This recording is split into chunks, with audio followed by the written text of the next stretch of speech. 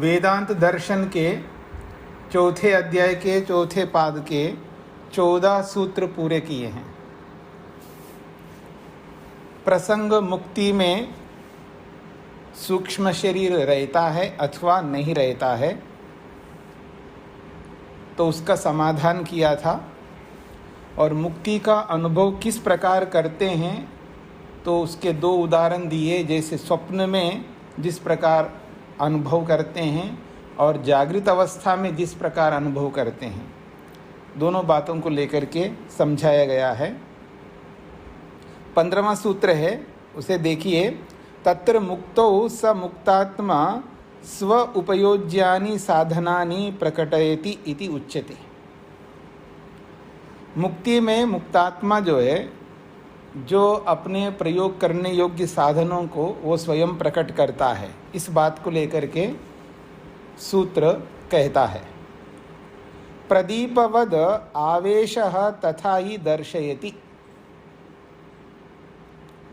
कहते हैं यथा प्रकाशः प्रदीपः प्रकाश्येषु वस्तुषु स्वप्रकाशेन आविश्य तानि प्रकाशमयानि रूपवन्ति करोति।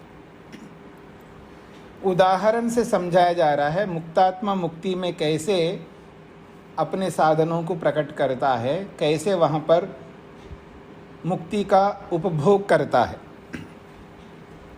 कह रहे हैं जैसे एक दीपक प्रकाशकः प्रदीपः, जो प्रकाश करने वाला जो दीपक है, प्रकाश्येषु वस्तुषु, जो प्रकाशित होने वाले वस्तुएं हैं, उन वस्तुओं में स्वप्रकाशेन आविश्य, अपने प्रकाश से उन वस्तुओं में प्रविष्ट हो जाती है।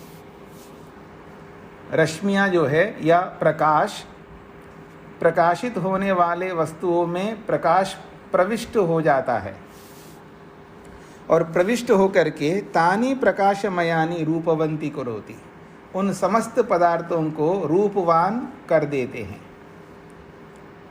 तद्वत्, उसी प्रकार एषा आत्मा, ये जो आत्मा है, मुक्त अवस्थायां, मुक्ति की अवस्था में प्राप्त ऐश्वर्यसन, ऐश्वर्यों को प्राप्त हुआ, जो विशिष्ट ऐश्वर्यों को मुक्ति में जो प्राप्त किया हुआ है, उसकी योग्यता ऐसी है जो पूर्ण विद्या विवेक होता है, उस प्राप्त ऐश्वर्य वाला होकर के सांकल्पिकानि मनोवाग इंद्रियानि वागादीनि अंगानि प्रकाशयति प्रकटयति।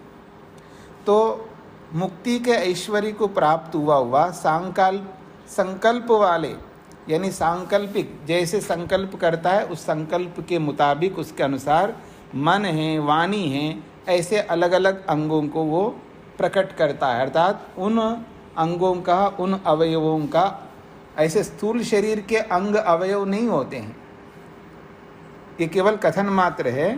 तो सांकल्पिक मन को, वाणी को, श्रोत्र को, नेत्र को, स्पर्श को, इन सब को वो प्रकट कर लेता है। तथा ही दर्शयति, शास्त्र भी वैसा ही बताता है। तथा ही श्रुतिर दर्शयति।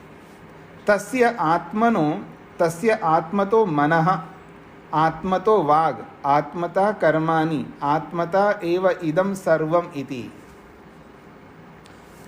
स्वयं अपने आप से ही, आत्मतः मन का मतलब है अपने अंदर से ही मन को प्रकट करता है जब उसको मनन करना है। आत्मतो वाग, अपने आप से ही वाणी को प्रकट करता है। आत्मतः कर्माणि, और अपने आप से ही कर्मेंद्रियों को प्रकट करता है। आत्मतः एव इदं सर्वमिति, अपने आप से सभी साधनों को प्रकट कर लेता है।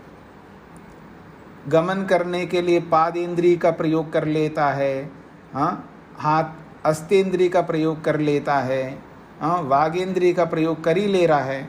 तो इस तरह वो कर्मेंद्रियों, ज्ञानेंद्रियों, उसके स्वयं की जो शक्तियाँ हैं, इस पर ध्यान दीजिएगा। सांकल्पिक शरीर का मतलब है उसकी जो अपनी शक्तियाँ है, क्योंकि हम इन हाथों से तभी काम कर सकते जीवात्मा के पास में कर्म करने का साधन हाथ हो, अर्थात कर्म करने का जो उसके पास में वो सामर्थ्य हो, जो हस्त के रूप में या पाद के रूप में या जिस किसी भी रूप में। तो वो जैसा जैसा कर्म करना चाहता है, कर्म का मतलब कोई फलोत्पादक कर्म नहीं है वहाँ पर। देखिए, भोग करने के लिए भी तो आदमी को आना जाना पड़ता है ना। भोग करने के लिए भी व्यक्ति को आना जाना पड़ता है, तो आने के लिए चलना पड़ता है, गति करनी पड़ती है। हाँ, और उन भोगों को उपभोग करने के लिए जो जो साधन चाहिए उन सब साधनों को वो प्रकट करता है, यानी अपने अंदर के जो साधन हैं उनका ही प्रयोग करता है, इसका ही अभिप्राय है। और उन साधनों का सहयोग ईश्वर करता है। तो सूत्रार्थ लिखिएगा, जिस प्रकार दीपक सब पदार्थों में प्रविष्ट होकर, जिस प्रकार दीपक सब पदार्थों में प्रविष्ट होकर, जिस प्रकार दीपक सब पदार्थों में प्रविष्ट होकर प्रकाशित करता है,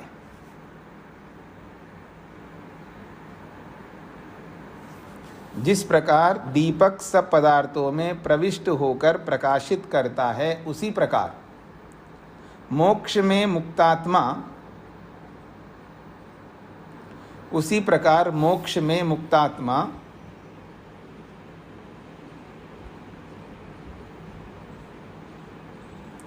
उसी प्रकार मोक्ष में मुक्तात्मा विशेष ऐश्वर्य को पाकर, विशेष ऐश्वर्य को पाकर अपने स्वाभाविक योग्यताओं को प्रकट कर लेता है, अपने स्वाभाविक योग्यताओं को प्रकट कर लेता है।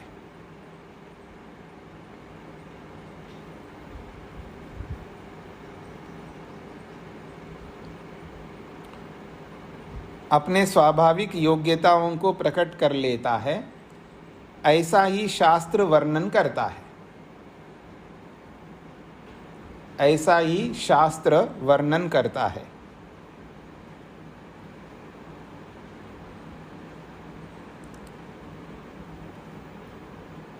एक बार दोहरा देता हूँ। जिस प्रकार दीपक सब पदार्थों में प्रविष्ट होकर प्रकाशित करता है, उसी प्रकार मोक्ष में मुक्तात्मा विशेष ऐश्वर्य को पाकर अपने स्वाभाविक योग्यताओं को प्रकट कर लेता है, ऐसा ही शास्त्र वर्णन करता है।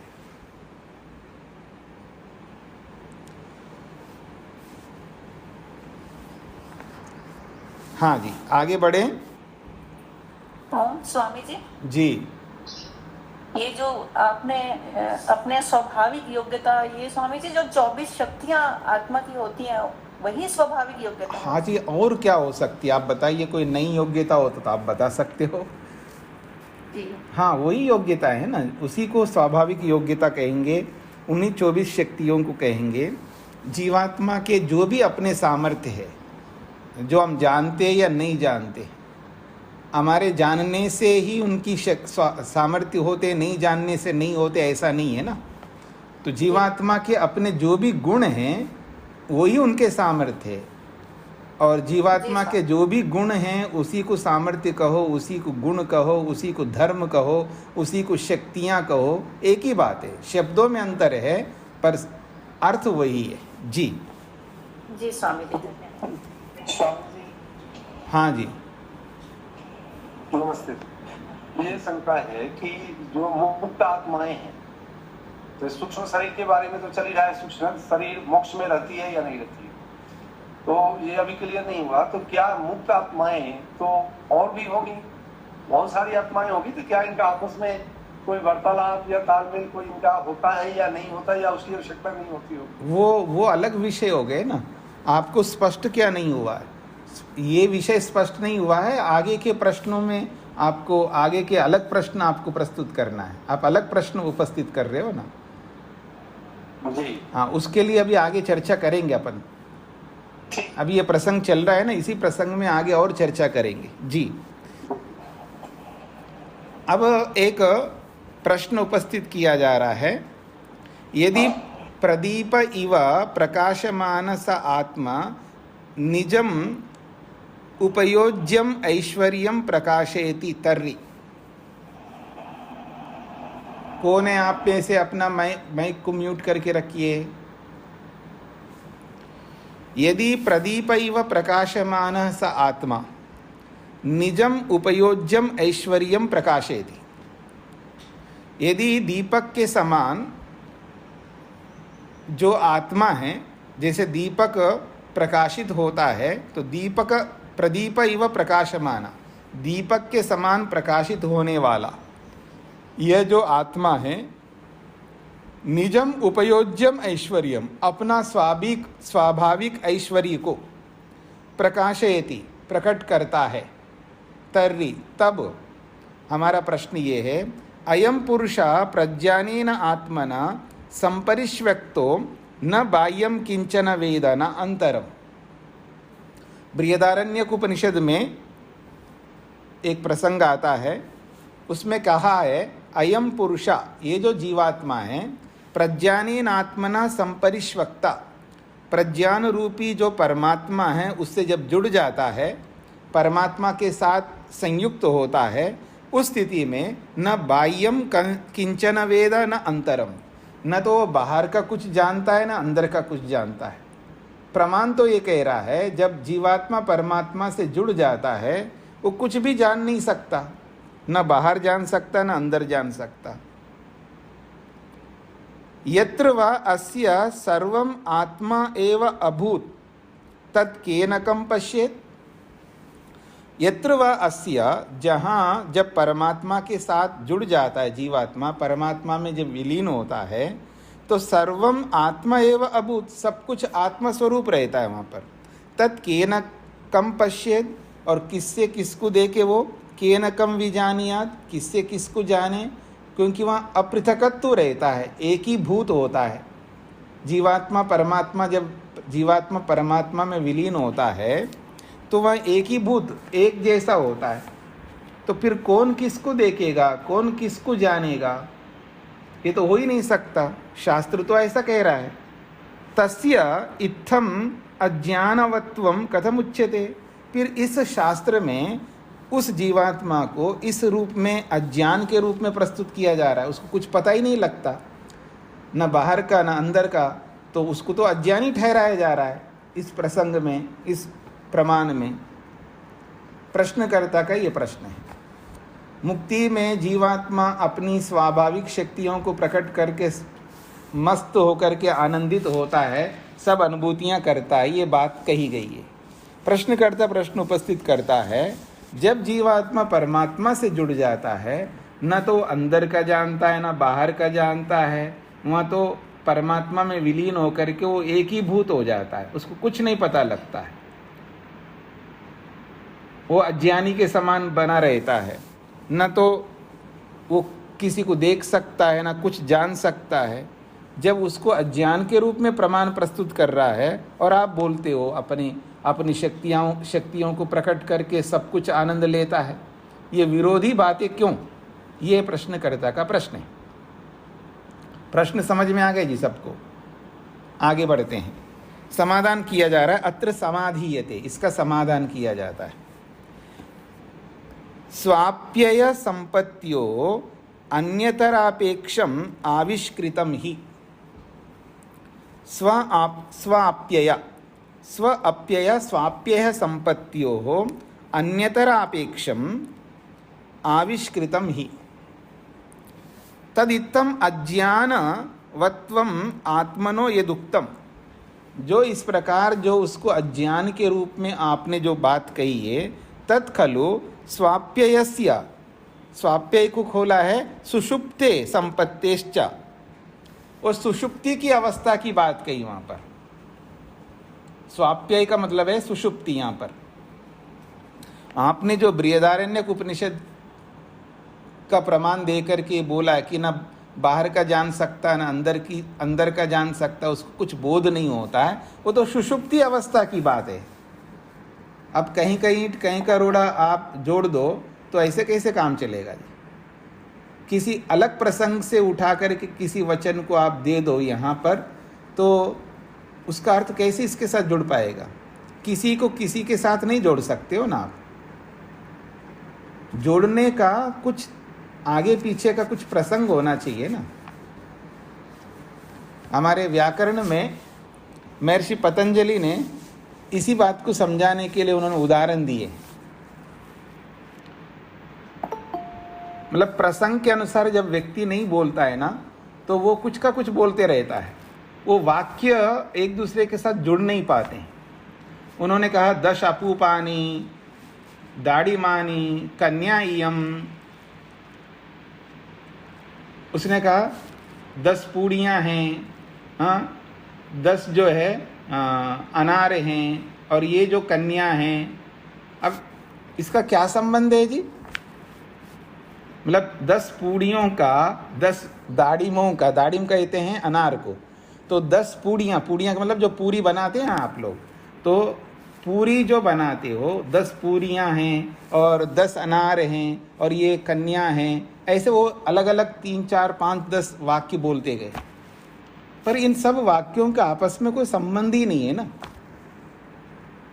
कन्या अपने आप में है तो है, अनार अपने आप में है, पूड़ियाँ जो आपने बना के रखी है वो अपने आप में हैं, पर इन सबको सीक्वेंसी में आप जो रख रहे हो, इनका क्या मतलब है? आप ये 10 पूड़ियाँ हैं, आप जाकर के खा लो, तब आपका पेट भरेगा, आपको सुख मिलेगा, भूख मिटेगी, ऐसे वाक्य बोलोगे तो कुछ समझ में आएगा।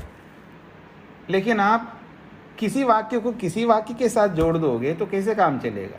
तो ऐसे ही यहाँ पर प्रश्नकर्ता ने जो प्रश्न किया है, वो कहा कि जब ये जीवात्मा परमात्मा के साथ जुड़ जाता है तो ना बाहर का जानता है ना अंदर का जानता है, वो तो परमात्मा में विलीन होता है, एक ही भूत होता है, वो अज्ञान के समान रहता है। तो ये सारी बातें तो सुषुप्ति अवस्था की बात है, मुक्ति की अवस्था के साथ इनको कैसे जोड़ रहे हो आप?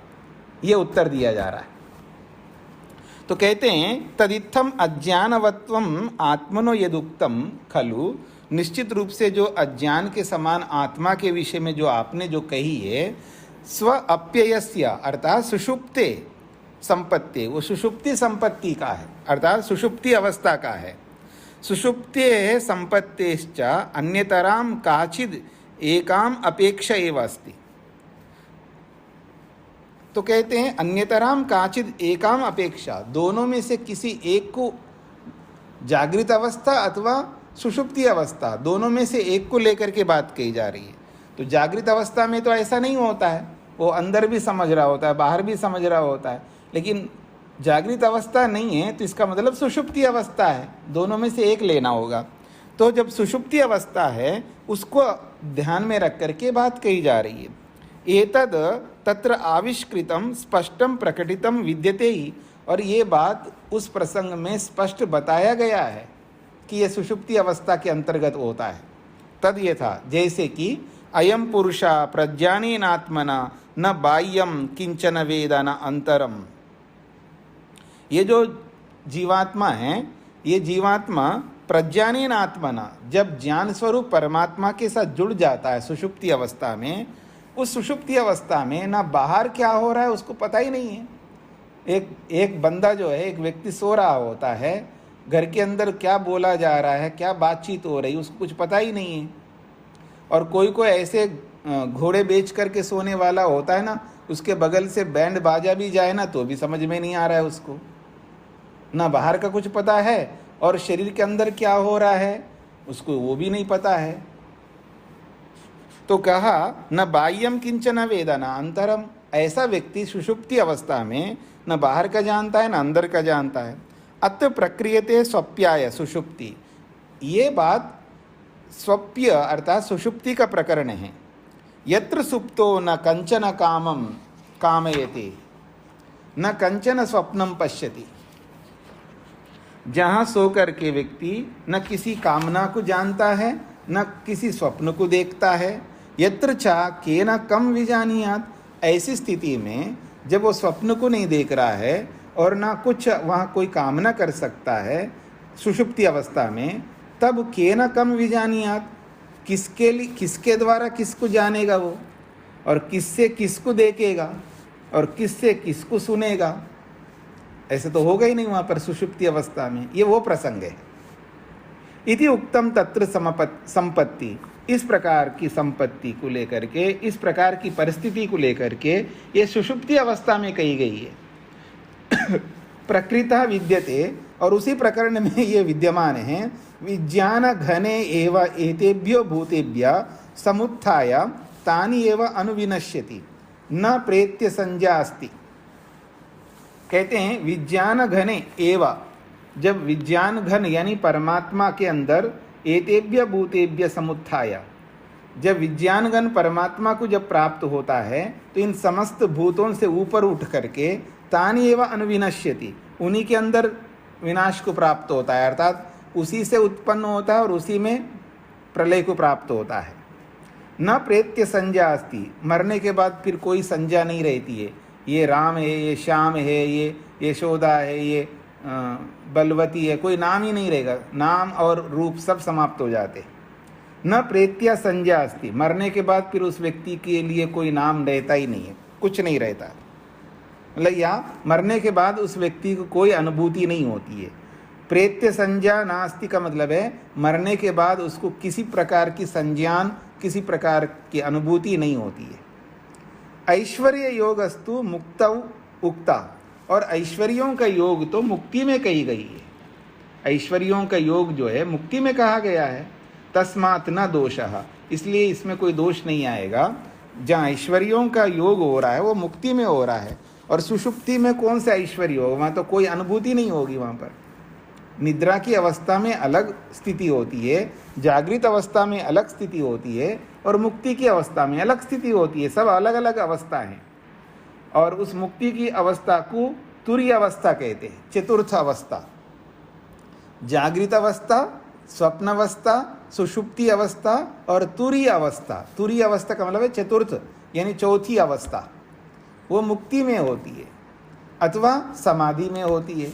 समाधि में भी मुक्ति जैसा अनुभव करता है, या शरीर छोड़ करके जब मुक्त हो जाता है वहाँ पर भी वैसा ही अनुभव करता है, तो उसको तुरीय अवस्था कहते हैं, चौथी अवस्था है वो अलग होती है। सूत्रार्थ लिखिएगा।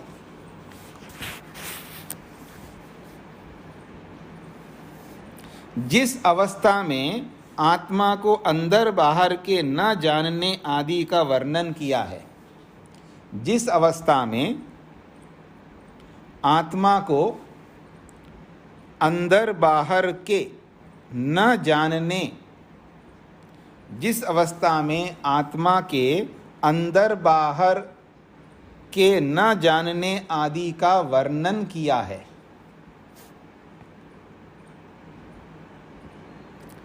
जिस अवस्था में आत्मा को अंदर बाहर के न जानने आदि का वर्णन किया है, वह सुषुप्ति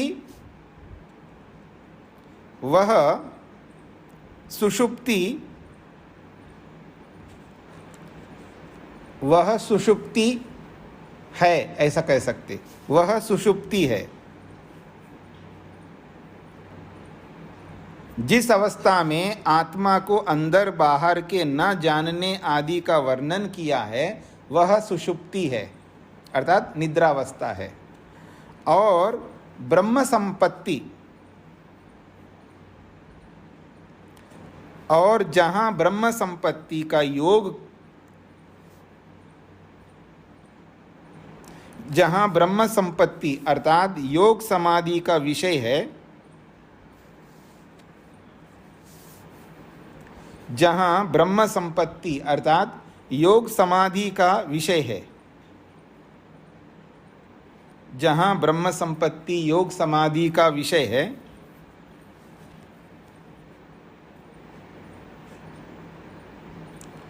इन दोनों की अपेक्षा में या इन दोनों में से किसी एक की, इन दोनों में से किसी एक की अपेक्षा से,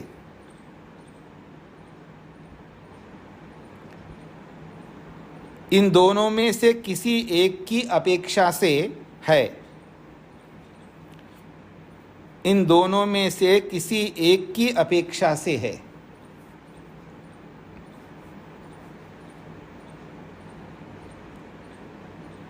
क्योंकि शास्त्र में ऐसा ही वर्णन किया है।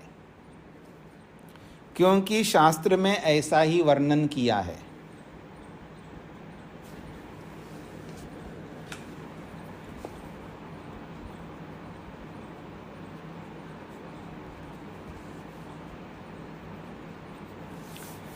हाँ जी, जिस अवस्था में आत्मा को अंदर बाहर के न जानने आदि का वर्णन किया है वह सुषुप्ति है, और जहाँ ब्रह्म संपत्ति अर्थात योग समाधि का विषय है, इन दोनों में से किसी एक की अपेक्षा से है। इन दोनों में से किसी एक की अपेक्षा से है, क्योंकि शास्त्र में ऐसा ही वर्णन किया है। तो इन दोनों में से किसी एक की अपेक्षा से का मतलब है, अब दोनों स्थितियां बताइए। एक तो अंदर बाहर न जानने की स्थिति है, वो तो सुषुप्ति है, और दूसरा जो है ब्रह्म संपत्ति यानी योग समाधि का विषय है, जहाँ सब कुछ जान सकता है। तो इन दोनों में से किसी एक को लेकर के आप अर्थ ले लो, ये इसका अभिप्राय है, क्योंकि शास्त्र ऐसा ही वर्णन करता है। तो सूत्रार्थ सूत्र के अनुसार बताया है, ये हमें समझना है।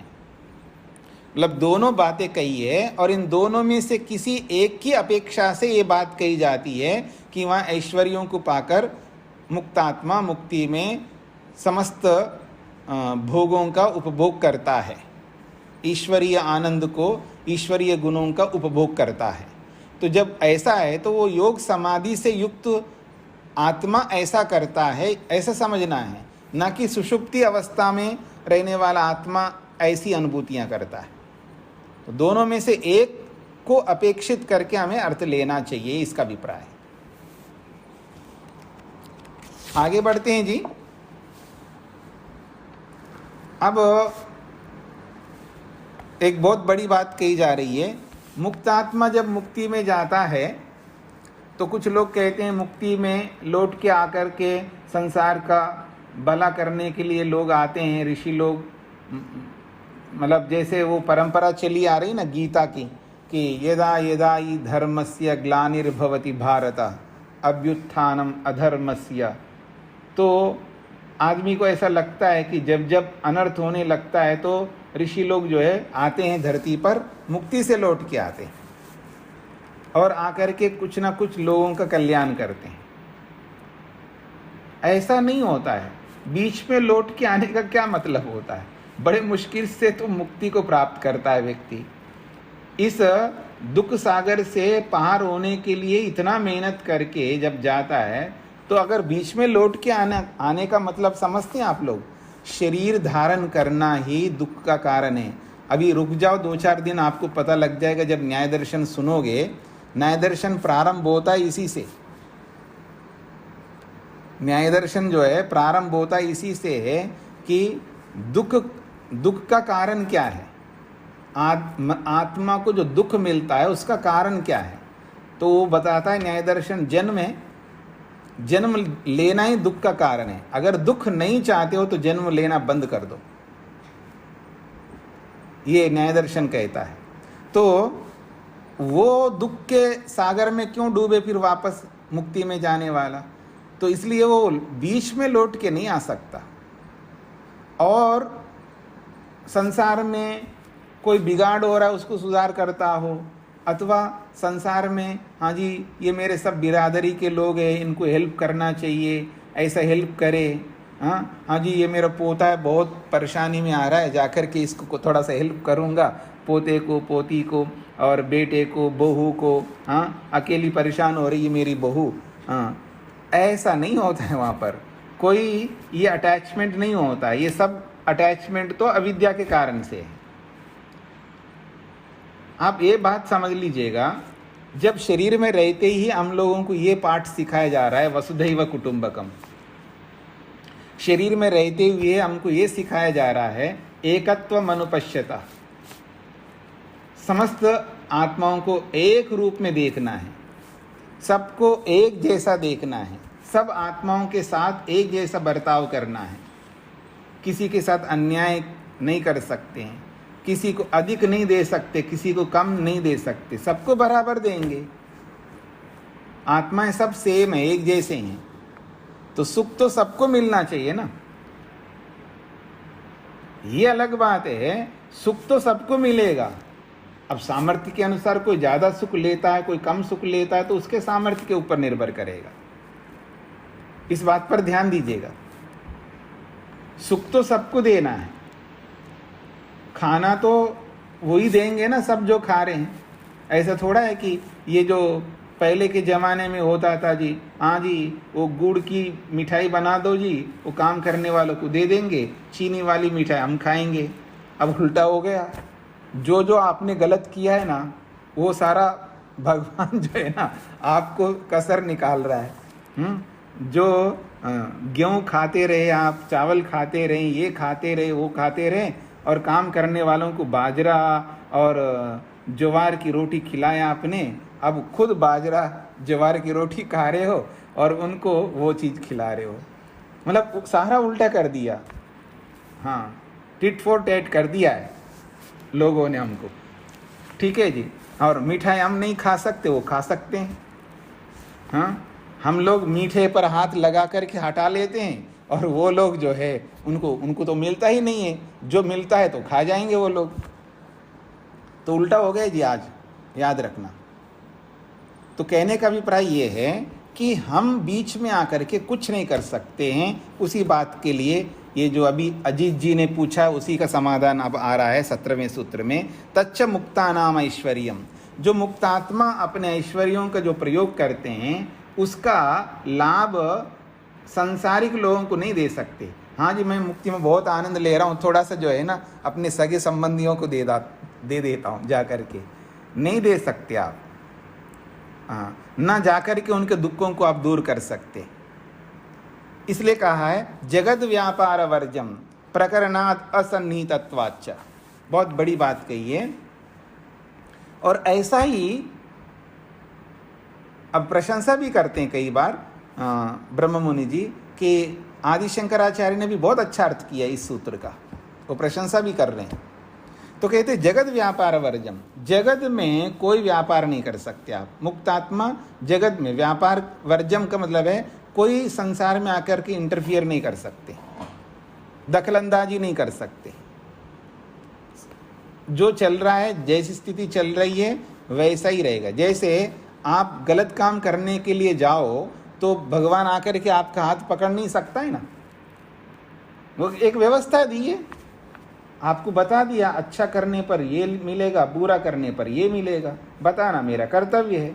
अब आप अच्छा नहीं करोगे तो आपकी मर्जी, आपको दंड दूंगा, और अच्छा करोगे तो बहुत बढ़िया फल दूंगा। ये तो भगवान का नियम है। दोनों प्रकार की आप बुद्धि रखते हो, सामर्थ्य रखते हो, सब कुछ रखते हो।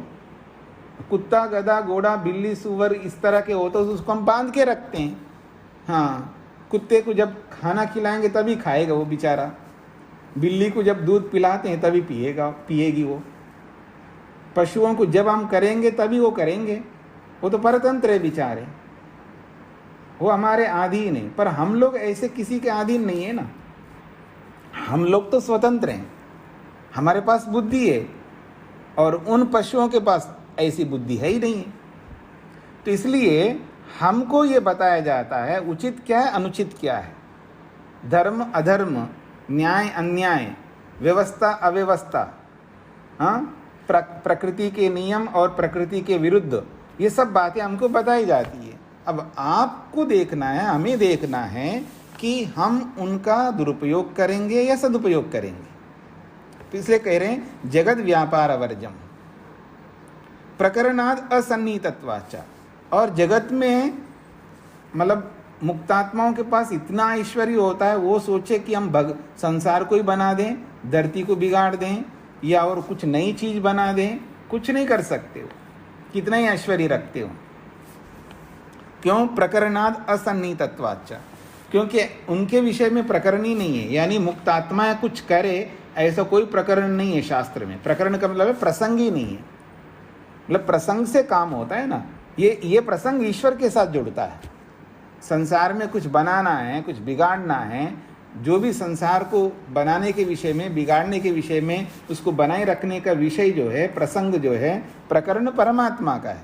तो प्रकरणात् असन्निहितत्वात्, उस प्रकरण से वो बहुत दूर है जीवात्मा, उस प्रकरण में आता ही नहीं है। हाँ जी, जब घर में घर के मालिक गुप्तगू करें तो काम करने वालों को क्या करेंगे? हाँ, थोड़ा बाहर जाना, बाहर, हाँ अब थोड़ी देर के बाद अंदर आना। उसको ऐसे नहीं भेजते हम लोग। हाँ, हम लोग बहुत बुद्धि रखते हैं ना, हम क्या करते हैं, हाँ जी वहाँ जा कर के देखना, ऐसा काम दे देंगे उसको। ठीक है जी, उसको क्या काम देते हैं, अच्छा वहाँ जा कर के ये काम करके आना। उसको भी समझ में आता है, वो भी तो बुद्धि रखता आदमी है। हाँ जी, ये कुछ गुप्तगू करना चाहते हैं, मेरे को बाहर भेज रहे हैं, उसको भी समझ में आता है। और उसके पास ऑप्शन नहीं है, विकल्प नहीं है, और आपके पास भी नहीं है, उसके पास भी नहीं है। तो जब हम गुप्तगू करना चाहते हैं तो उस गुप्तगू को समझने वालों को ही तो रखेंगे ना वहाँ पर। बच्चे होते हैं, बच्चों को भी बाहर भेज देते हैं हम लोग, अपने हो या चाहे पराए हो। उस बात के विशेषज्ञ उस बात को समझने वालों को के साथ ही हम गुप्तगू करते हैं, न समझने वालों को वहाँ से हटा देते हैं। तो कहा जा रहा है कि प्रकरणात् असन्निहितत्वात्, जब प्रकरण परमात्मा का है, कुछ बनाना, कुछ बिगाड़ना, उसको बनाए रखना, जो भी करना, यानी सृष्टि का निर्माण करना हो, उसका पालन करना हो और उसको बिगाड़ना हो, ये तीन कार्य परमात्मा के। तो ये तीनों कर्म परमात्मा के उसी का प्रकरण है। उस प्रकरण से असन्निहितत्व, सन्निहित का मतलब है निकट नहीं है, यानी उस प्रकरण के अंतर्गत नहीं है जीवात्मा। निर्माण के प्रकरण में, पालन करने के प्रकरण में, विनाश करने के प्रकरण में वो विराजमान नहीं है। असन्निहितत्वात् का मतलब बहुत दूर है, वो उस प्रकरण से बहुत दूर है जीवात्मा, उसका सामर्थ्य नहीं है। ये इसका अभिप्राय है। बाकी सूत्रार्थ जब लिखेंगे तब देखते हैं, भाष्य को समझ लीजिएगा। मुक्तानाम ऐश्वर्यम खलु जगद व्यापार वर्जम भवति। मुक्तात्माओं का जितना भी ऐश्वर्य हो, कितना ही बड़ा बड़ा ऐश्वर्य हो, वो चाहे मिनट में सूर्य के नाभि में जा सकता हो या 1 मिनट में वो कहीं भी आ सकता हो, जा सकता हो, कितना ही बड़ा ऐश्वर्य हो, लेकिन जगत व्यापार वर्जम, जगत में कोई इंटरफियर नहीं कर सकता, संसार में कोई दखलंदाजी नहीं कर सकते, उसको हेरफेर नहीं कर सकते, उसको बदल नहीं सकते। जगत उत्पत्ति आदि व्यापारम वर्जयित्वा, उसको स्पष्ट कर रहे हैं भाष्यकार। जगत को बनाना हो, उसका पालन करना हो, उसका विनाश करना हो, जगत उत्पत्ति आदि व्यापारम वर्जयित्वा, यानी जगत को बनाना, बिगाड़ना, उसको संभालना, इन सब कार्यों को छोड़ करके। फिर कहा है अन्य सांकल्पिक अंगधारणम लोकेशु कामचारश्च यथोक्तम पूर्वम सर्वम भवति। इस काम को छोड़ करके, जगत में इंटरफियर करना छोड़ करके, बाकी उनको सांकल्पिक अंगों का धारण करना, अर्थात उनको कहीं जाना है, आना है, या संसार में जाकर के जो भी सुख लेना है, तो लोकेशु कामचारः, किसी भी लोक में, किसी भी जगह पर वो आना जाना सब कुछ कर सकते हैं, सबका आनंद ले सकते हैं, लेकिन उसको बदल नहीं सकते। यथोक्तम पूर्वम, जैसा कि हमने पहले कहा है, सर्वम भवति, वो सब कुछ होता है, कहीं भी आना जाना बेरोक टोक सब कुछ कर सकते हैं, बस ये सब करते हुए उनको बदल नहीं सकते। हाँ जी, हाँ ये मेरी सास है ना, मेरे को हमेशा ठंडी रोटी खिलाती रही, इसने अभी अभी तवे से उतार के रखा, इसको मैं ठंडी कर देती हूँ। बहू मुक्ति में रहने वाला बहू जो है, वो जाकर के सास की रोटियों को ठंडी कर दे, ये काम नहीं कर सकती है, बस देख सकती है, वॉच कर सकती है। हाँ,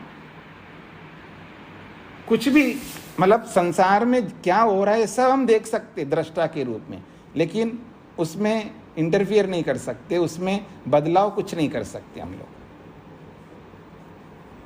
क्योंकि अविद्या नहीं है ना हमारे पास में। आपके काम को मैं क्यों करूं?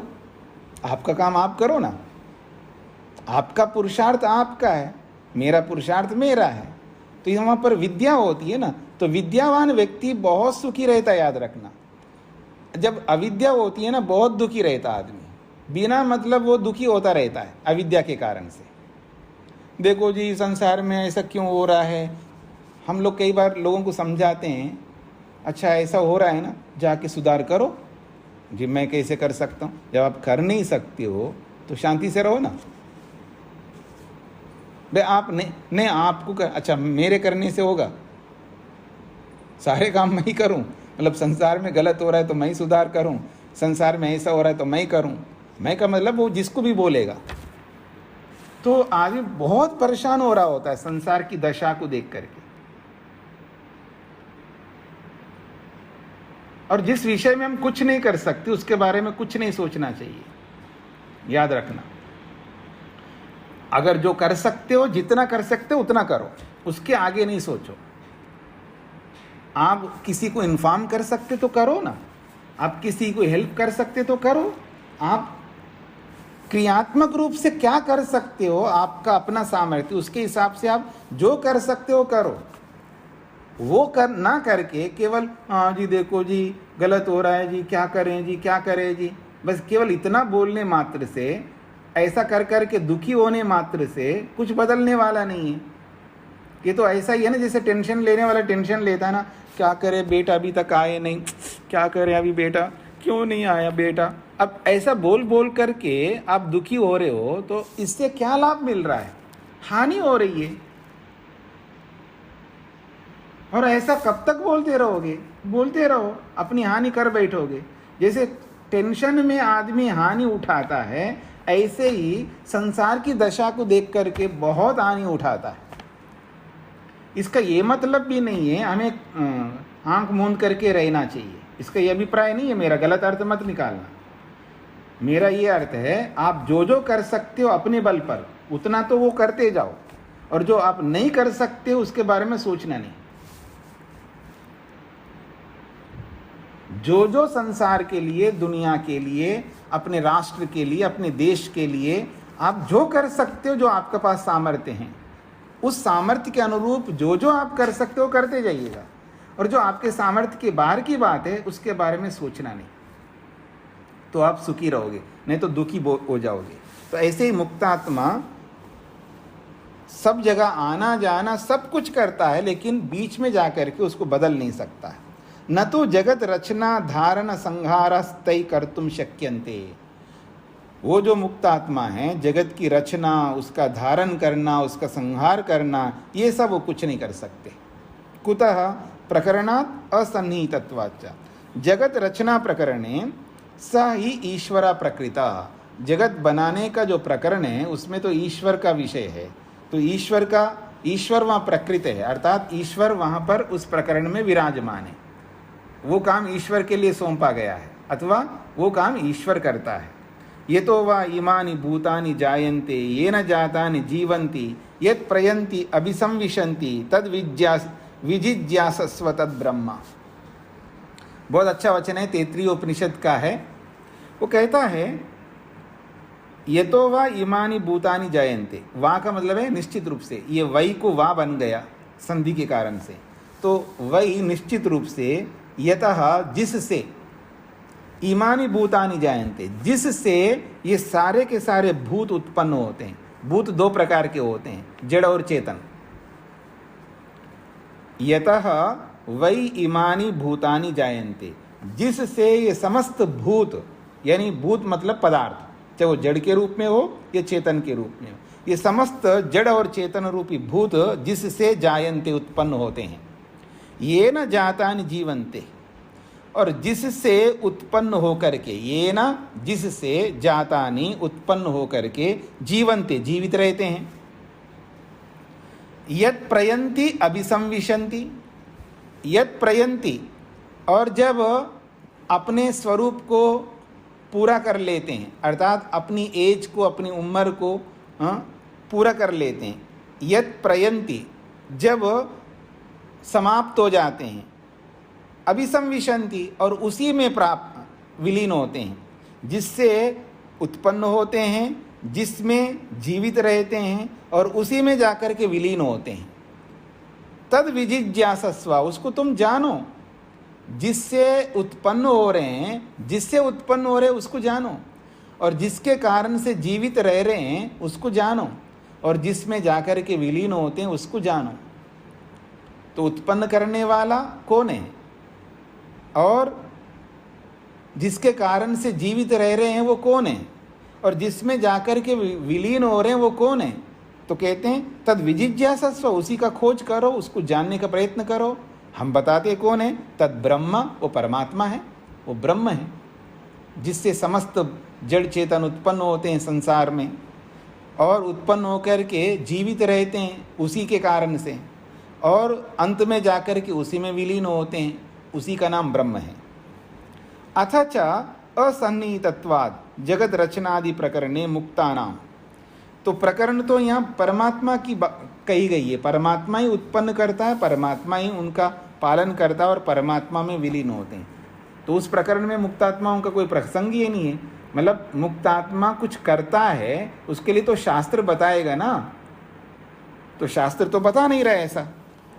अथचा, और एक बात है, असन्निहितत्वात् जगत रचनादि प्रकरणे, जगत को उत्पन्न करने वाला जो प्रकरण आया है शास्त्रों में, मुक्तानाम यद्वा मुक्तानाम प्रकरणे जगत रचनादिकस्य सान्निध्यम नास्ति, चाहे वो जगत बनाने का प्रकरण जहाँ भी आया हो वहाँ मुक्तात्माओं की कोई चर्चा नहीं है, और जहाँ मुक्तात्माओं की चर्चा हो रही है वहाँ संसार को बनाने आदि के विषय में उस प्रसंग में भी नहीं है। दोनों स्थितियों में उत्पन्न करना, उसका पालन करना, उसका विनाश करना कोई प्रसंग नहीं आता है। तथा मुक्तानाम अपि परस्परम विचार सान्निध्य अभावात्, अब ये कहना चाहते हैं ब्रह्ममुनि जी, मुक्तात्मा भी परस्पर एक दूसरे से विचार विमर्श नहीं करते, ऐसा यहाँ पर बोला जा रहा है। ये विचारणीय विषय है, ऐसा इन्होंने क्यों बोला है? ते न तत्र नगर निवासवत् संगसो निवसन्ति, वो हेतु दे रहे हैं जैसे किसी नगर में, किसी गांव में सब समूह के रूप में निवास करते हैं, ऐसे निवास थोड़े करते हैं मुक्तात्मा। मैं उनकी कोई बस्ती होती हो, हाँ, मुक्तात्माओं की कोई नगर होता हो, अपने अपने नगर बना करके विराजमान रहे, तो ऐसा तो है ही नहीं है। सब शरीर रहित है, सब अपने भोग में लगे हुए हैं, यानी अपने ऐश्वर्यों को भोगने में लगे हुए हैं, अर्थात आनंद लेने में लगे हुए हैं, ईश्वर के गुणों में लगे हुए हैं। कोई उनका समूह थोड़ा होगा, कोई उनका कोई संगठन होता हो, ऐसा कुछ होता ही नहीं है। तो परस्पर एक दूसरे से चर्चा करने का अवसर कहाँ है, ऐसा ये कहना चाहते हैं। किंतु अनंते परमेश्वरे ते मोक्षानंदम भुंजते, वो समूह के रूप में तो निवास करते नहीं हैं, लेकिन उस अनंत परमात्मा में विचरण करते हुए मोक्षानंद का उपभोग करते हैं। अव्याहत गतयः, वो सारे मुक्तात्मा जो है बिना रोक टोक के, अव्याहत गतया, उनकी जो गति है बिना रोक टोकने वाली गति, अर्थात बिना रुके, बिना उसका व्यवधान किए वो कहीं भी जा सकते। स्व संकल्पे स्वतंत्रः च संतः संति, और अपने अपने संकल्प में सब स्वतंत्र हैं, अपने अपनी इच्छा के अनुसार मुक्ति के आनंद को उपभोग कर रहे होते हैं। नवीन वेदांती ना खलु, ये जो नवीन वेदांती है, खलु संसारावस्थायामपि जीव ब्रह्मणो एकत्वं मन्यते, तो नवीन वेदांती संसार की अवस्था में भी, अर्थात संसार में रहते हुए शरीरधारी आत्मा है, जीव और ब्रह्म को एक मानते हैं। किंतु वेदांत सिद्धांते, वेदांत के सिद्धांत में तू मुक्तावस्थायाम अपि जीव ब्रह्मणो ऐक्यम न स्वीक्रियते, संसार की दशा को छोड़ दीजिएगा, मुक्ति की अवस्था में भी जीवात्मा और परमात्मा को एक नहीं स्वीकार किया जाता है वेदांत में। तदिदम जगद व्यापार वर्जमिति सूत्रेण स्पष्टम सिद्धम, और ये बात कैसे स्वीकृत है, यानी ये बात कैसी मानी जाती है कि मुक्ति अवस्था में भी जीवात्मा और परमात्मा एक नहीं होते हैं। तो इसलिए कहा तदिदम, इस बात को इसी सूत्र से समझ में आएगा। जगत व्यापार वर्जमिति सूत्रेण स्पष्टम भवति, जब जीव और परमात्मा एक ही है तो संसार को बनाने में क्या दिक्कत होगी? मुक्तात्मा वो तो ब्रह्म है।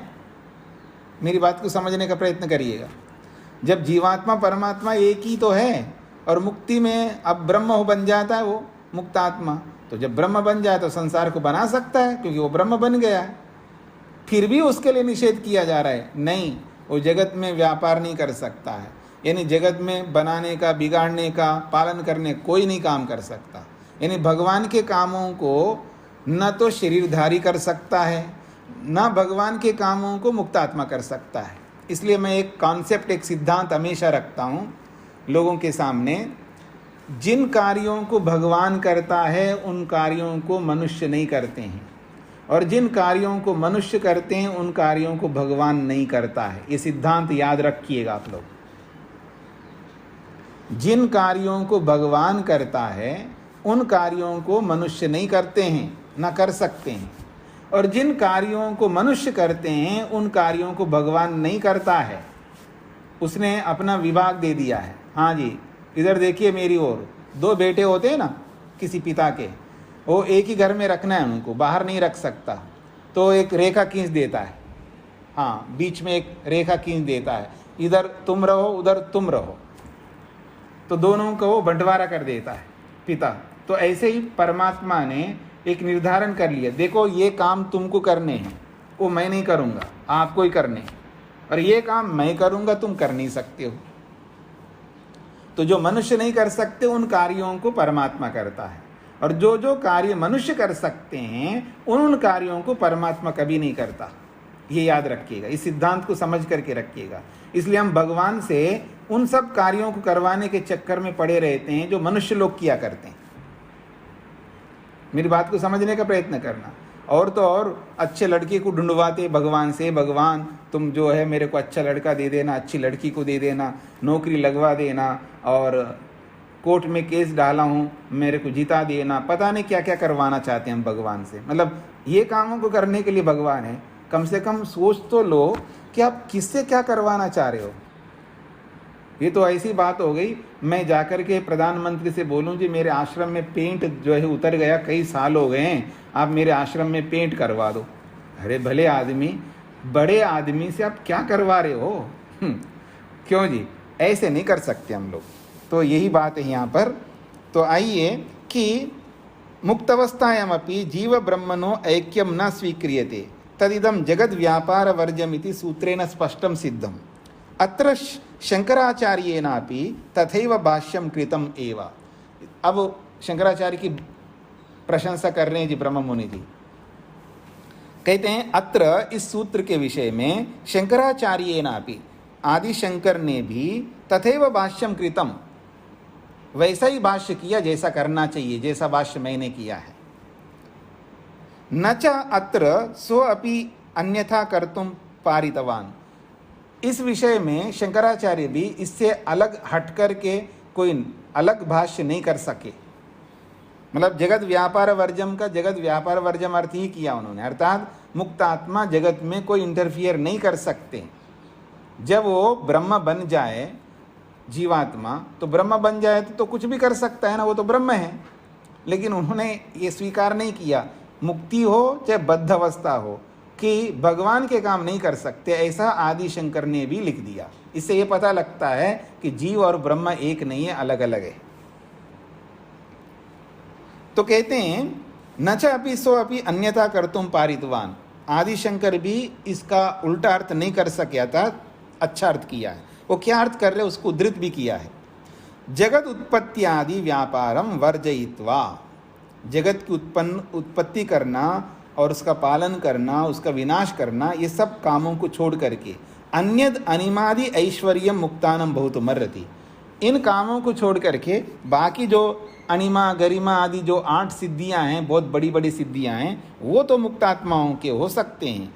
जगत व्यापारस्तु नित्य सिद्धस्य ईश्वरस्य, जगत में कुछ व्यापार करना अर्थात जगत को बनाना, बिगाड़ना, उसका पालन करना तो नित्य सिद्ध ईश्वर का ही काम है, ऐसा आदि शंकर ने अर्थ किया है। सूत्रार्थ लिखिएगा।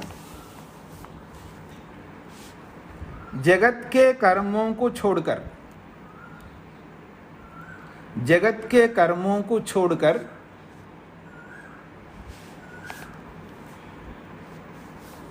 जगत के कर्मों को छोड़कर अन्य ईश्वरीय ऐश्वर्यों को मुक्तात्मा प्राप्त करते हैं। जगत के कार्यों को छोड़कर अन्य ईश्वरीय ऐश्वर्यों को जगत के कार्यों को छोड़कर अन्य ईश्वरीय ऐश्वर्यों को मुक्तात्मा प्राप्त करते हैं। क्योंकि जहां जगत की रचना करने का शास्त्र में वर्णन किया है, क्योंकि जहां जगत की रचना करने का शास्त्र में वर्णन किया है,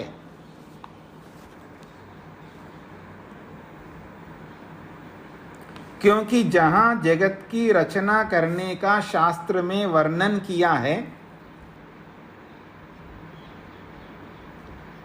क्योंकि जहां जगत की रचना करने का शास्त्र में वर्णन किया है, वहां केवल ब्रह्म का ही प्रकरण है। वहां केवल ब्रह्म का ही प्रकरण है।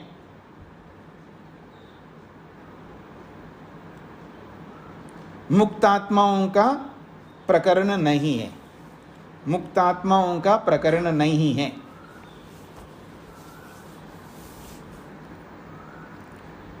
एक बार पूरा सूत्रार्थ। जगत के कार्यों को छोड़कर अन्य ईश्वरीय ऐश्वर्यों को मुक्तात्मा प्राप्त करते हैं, क्योंकि जहाँ जगत की रचना करने का शास्त्र में वर्णन किया है, वहाँ केवल ब्रह्म का ही प्रकरण है, मुक्तात्माओं का प्रकरण नहीं है।